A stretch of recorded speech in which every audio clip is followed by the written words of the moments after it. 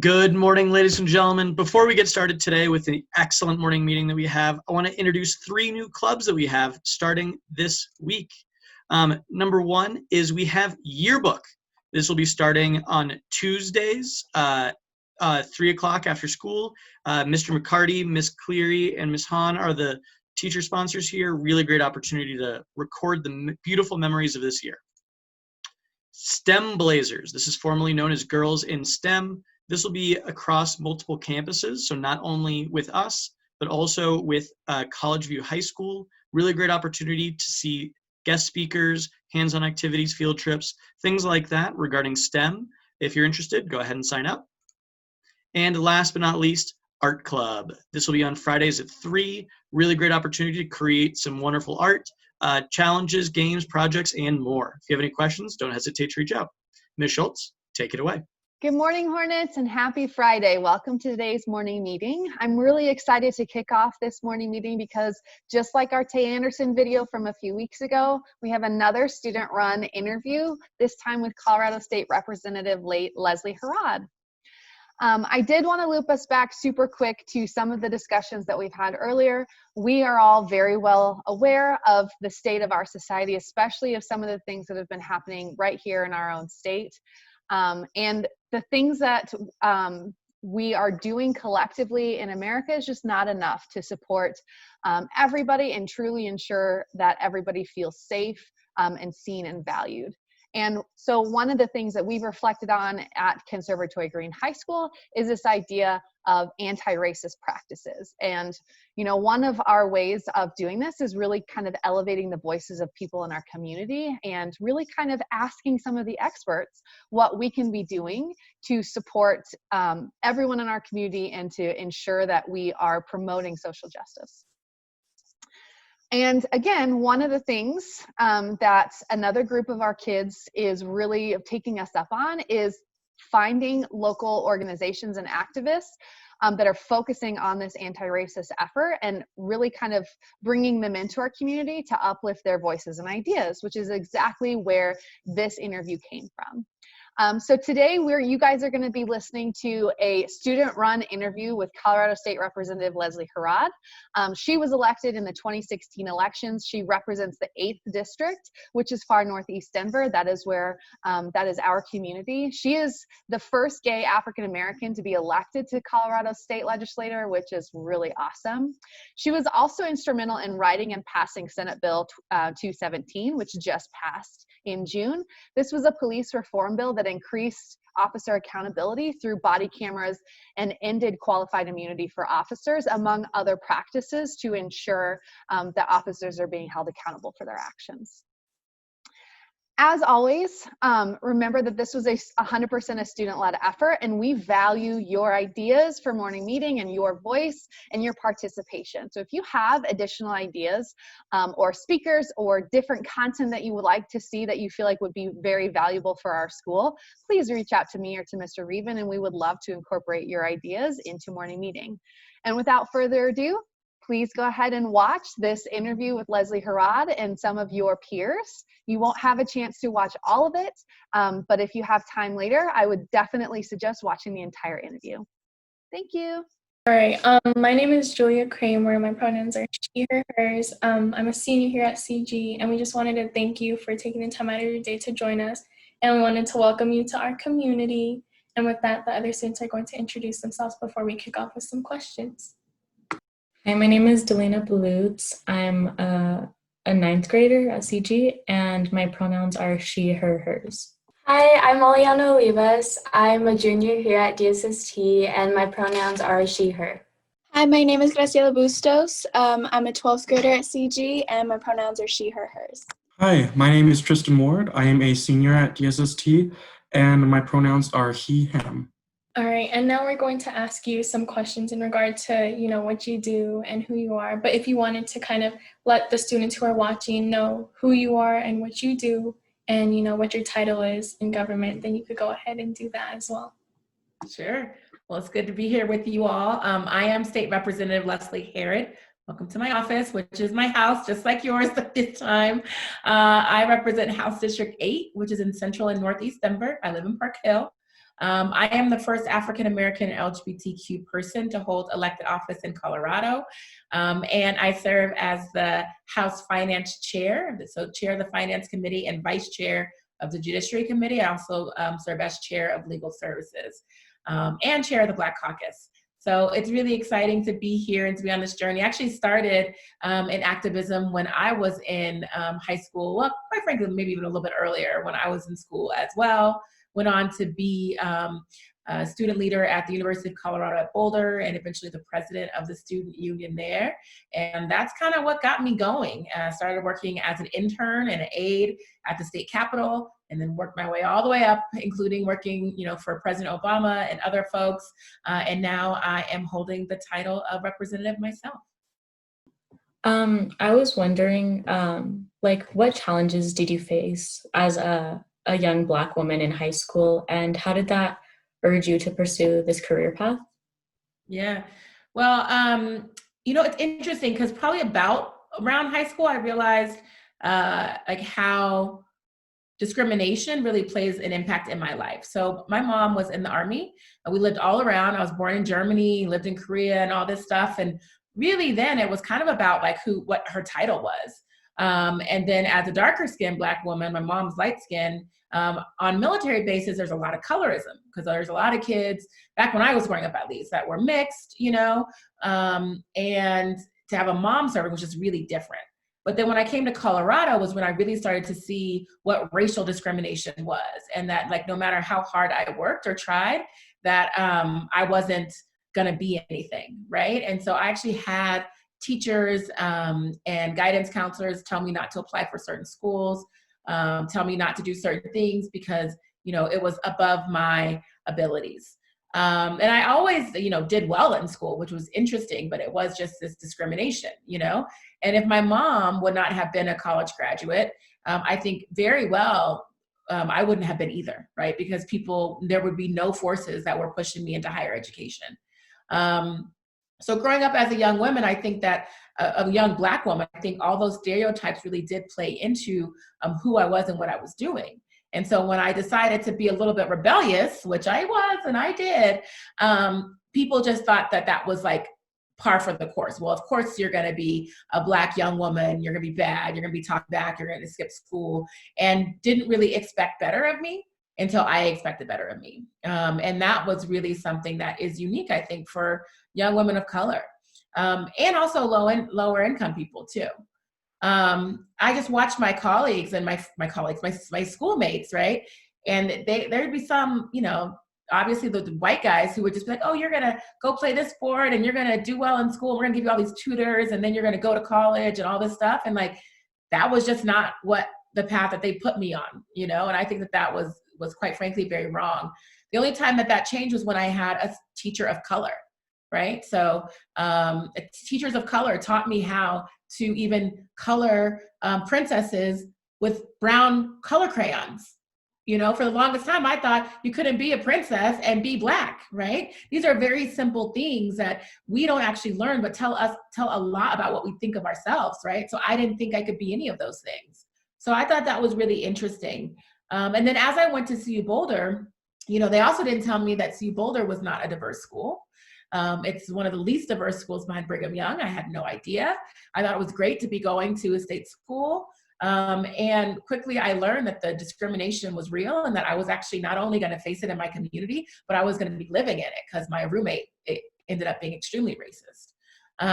And that's a huge issue. And I think you all are dealing with that now more so because people are living with you through your phones, through social media. I mean, you're not really when you go home, you are home, right? You can still get all that stuff in, these negative images, these negative messages to you if you don't push them out. And so I found that really interesting. But seeing that difference and noticing that difference made me fight for equality. And that's why I ran for student government at CU Boulder, was because, I was not experiencing CU the same way as my wealthy white counterparts. And I didn't think that was fair, but I also didn't want to leave.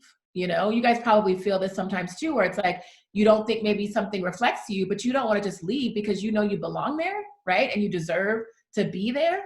And so that's really what what pushed me to do this and to work in this way. And a lot of my friends did the same. So we were in student government together. We fought alongside each other, and a good amount of my friends that did that are now in elected offices too, because we realized our own power, right? We realized that we can actually get out there and do it ourselves, and that no one was gonna make the change for us without us, you know? And so we got in the mix and we stayed in the mix, and that's what pushed me, to be honest with you. But I think to this day, you know, it took me much longer to think that then I could be an elected official in Colorado, because elected politicians were white men, especially in Colorado. But in my mind, right, they were white men. So when I went to intern in the Capitol, I interned for a white man. But it wasn't until the only serving Black female, which now we have more numbers, came into his office and basically asked me who I was and said, come work for me too. And this Black woman, Rosemary Marshall, hired me. And that's when I started to think, wait, I could do that. I could run for office too, but man, it must suck because, well, there's still no queer Black people and she's serving alone, you know? She represented House District 8. I ended up moving into her district. And honestly, the thing that put me over the top was when I was with President Barack Obama at City Park. We were walking City Park, getting ready for a big event for his election. And he was asking me about the young people and where the vote was gonna be, and had all the data, because that's what I did, you know? And then he was like, great, so when are you gonna run? And I had all these excuses. Well, I'm Black and queer, and you can't really do that at that time. And, you know, we haven't seen things like, yeah, so first Black president. So really, the excuses don't mean anything. Like, you just need to do it. And I'm telling you, you can, and get out there and win. And I did just that. And I basically started running that day for office, and won my first race and continue to serve today. So I know that's a long answer to your question, but it's a good question. So thank you.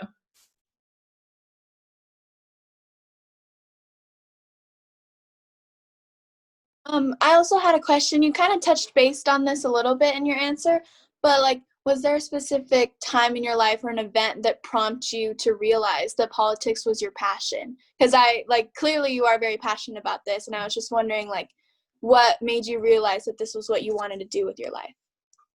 So I have a good friend who's now a Congressman Joe Cghs. He represents the Boulder area now. And we were in college together. And I just remember I was not serving in office yet. I was, you know, I was in the Ritter administration, working for Governor Ritter. And I remember that I was driving past my house to go to a community meeting. And it was 5 o'clock or something, you know? And I called Joe and I was like, why the heck are we doing this? Why don't we just go at home at 5 o'clock like everybody else, or go to the gym, or go do something, go to happy hour? And he responded to me, he's like, because we wouldn't be happy any other way. And we're just the kind of people who see something and want to get out there and fix it, you know? But for me, that meant elected office because I'm really good at policy. And I'm really interested in policy and history, and how those things play together to make real change. I also was a media studies major, so I also know kind of how media creates change too. And I wanted to work in all those arenas in a way that would empower my community. And so, you know, that was definitely one of the conversations where I kind of had one of those aha moments, like, what the heck am I doing, you know? And I realized that it really was what I wanted to do. And I still have those moments all of the time. And I usually am more, you know, inspired and invigorated again by having conversations with folks like you, with younger folks, or people who want change and, you know, say, what are we going to do about it? Together we can make that change. And that's what inspires me to continue to do the work. And then kind of piggybacking off of the questions that they had, I wanted to ask you, what are some of those challenges that you faced during your election period, and how did those challenges carry over into your position now as representative? Yeah, so my election was interesting. While I have one of the most diverse districts in the state of Colorado, the primary electorate is very white and very old. And it's really fascinating because my opponent and my predecessor, my immediate predecessor, both white, did not feel comfortable going above MLK to campaign. Well, my district goes all the way to 52nd Street. And if you're not gonna go above MLK, I mean, we all know what that means, right? Like, They were scared, they were nervous, they didn't want to be out knocking doors. And that means those people don't have a voice. That's not right. But in a primary in Colorado, you've got these caucuses. Have you learned about caucuses and stuff yet? It's like this really obscure thing that like not many people know about, and definitely not a lot of people go to. And you have these assemblies and all of that. Well, my assembly, I was, I think, one of 3 people, Black people, who were there to vote. And that's my own vote too. And so that was really interesting. And so in the assembly and caucus process, I lost to my opponent. So I lost by 20 votes, which meant that I still made ballot, but I made the bottom of the ballot. I did not make the top. And it was a pretty big blow to my campaign and to myself, right? You thinking, go in there, run away, and we're gonna crush it, all this stuff, and we lose. Well, what I realized as a leader was that was a good time for me to change the narrative, right?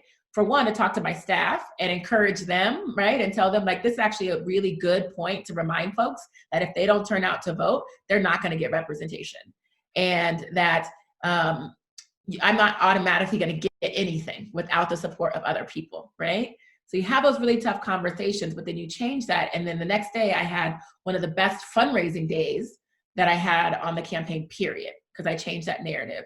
And then I went out there and I worked harder. I got more volunteers to join me to knock doors, right? And to send out mailers. And I spoke at way more places, and I just worked harder and harder and harder. And then eventually I not only won the primary, but I won it with 20% of the vote. So I lost by 20 votes in the caucus, and then I won my primary by 20%. So that was pretty cool.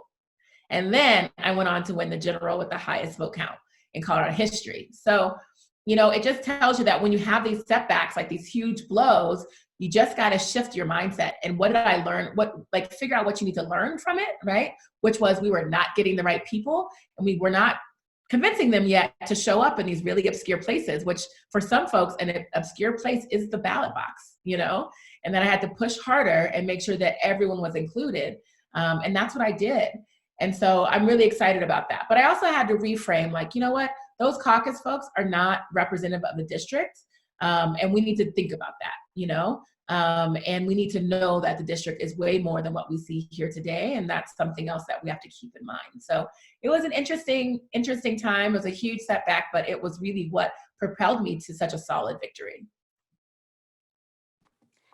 I had a question regarding one of your bills that you had passed, and asking, like, how difficult or easy was it to pass SB 217, which is the act that requires all law enforcement agencies in the Colorado State Patrol to issue body-worn cameras to their officers, and how does that compare to other bills you have passed?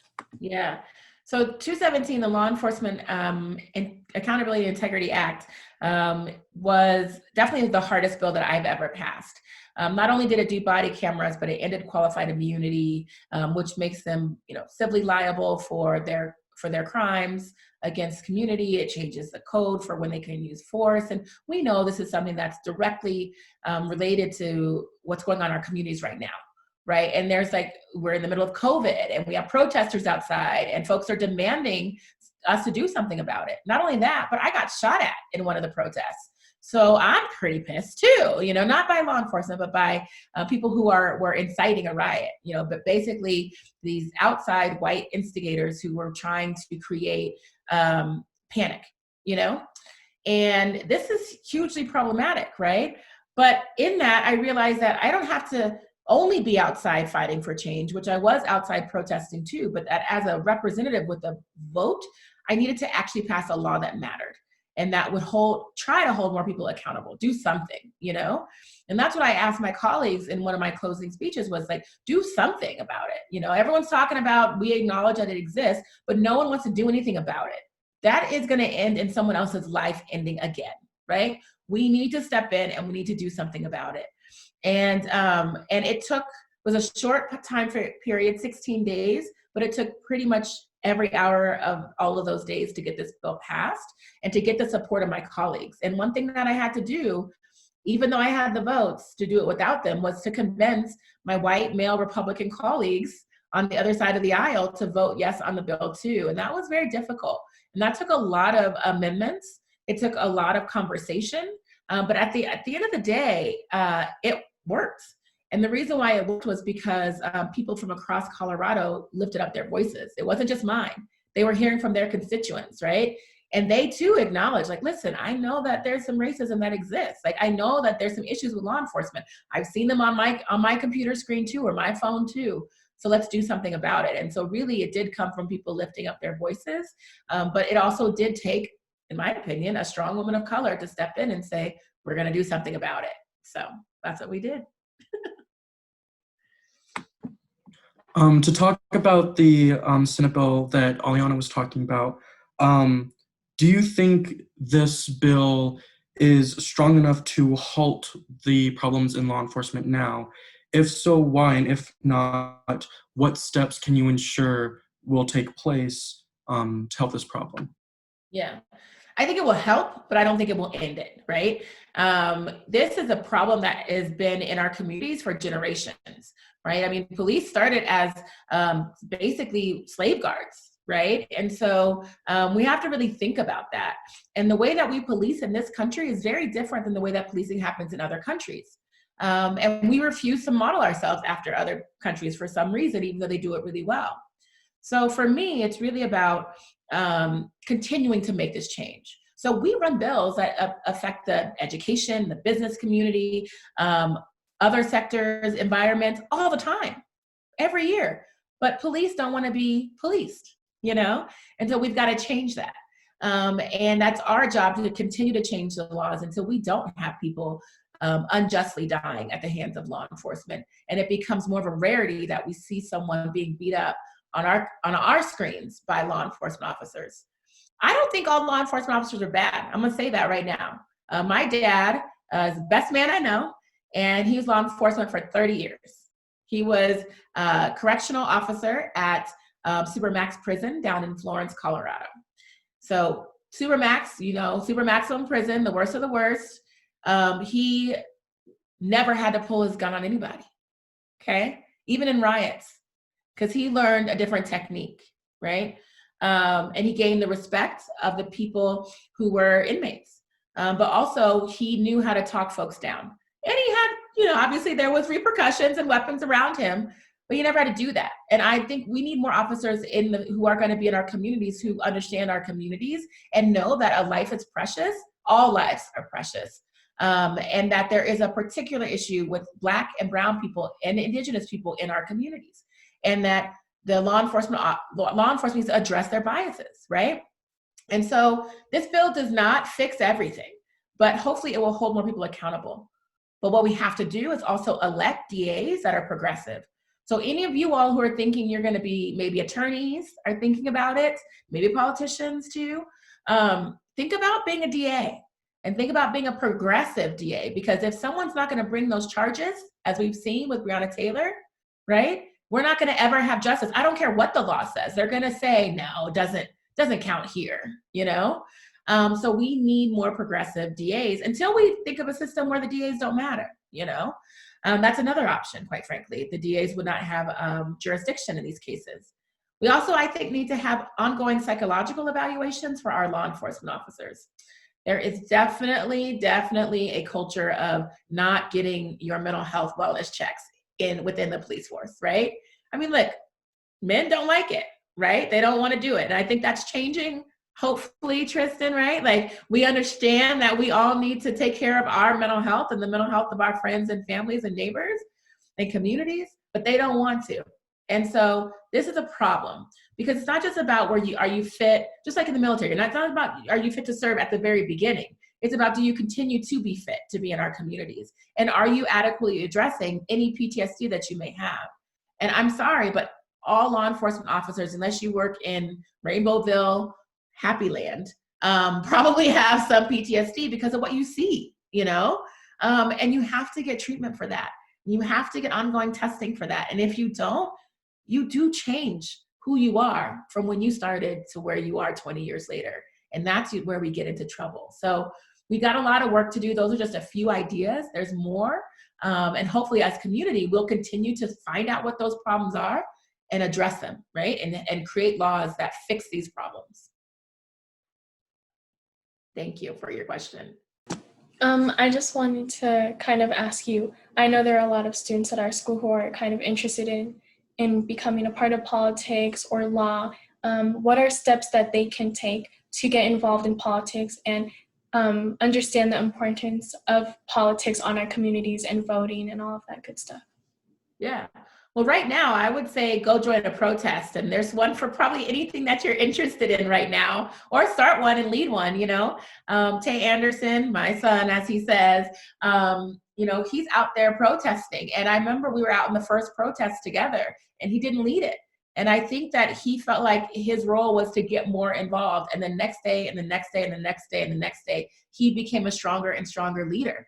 So if you think about it and you look back at some of his videos, which would be hard because he posts a lot on social media, but he wasn't as good at first, and people weren't listening to him at first, and then it got stronger and stronger and stronger the more that he did the work and tried. So what I would say is, if you're interested, get out there and get in a protest, lead a march at your school, lead an action at your school, volunteer for a campaign elected official, make phone calls. We're all doing phone banking right now. It is not the funnest thing, but it makes a huge difference. So you got to kind of do the things you don't love too. And then work for an elected official like I did. I worked for many elected officials, and just stay curious and start just thinking about, not just, complaining about problems, which we all do, but thinking about, okay, well, what would the solution be? What is the solution? I don't like school lunch, and I don't mean to trivialize it, but that matters, right? Then instead of just complaining about, say, what can we do to change it? Maybe it's making sure that people who have allergies, right, are respected. Like, those things actually make a huge difference in people's lives. That's why I ran the Crown Act, right? Because I was sick of kids being kicked out of school because of their hair. So figure out the solution and then get people to join you in making that solution a reality. That's the advice that I would give. And then also, of course, work for someone or volunteer for someone who can help out and show you the way. And I'm happy to be that mentor to any of you all. Just reach out to my office.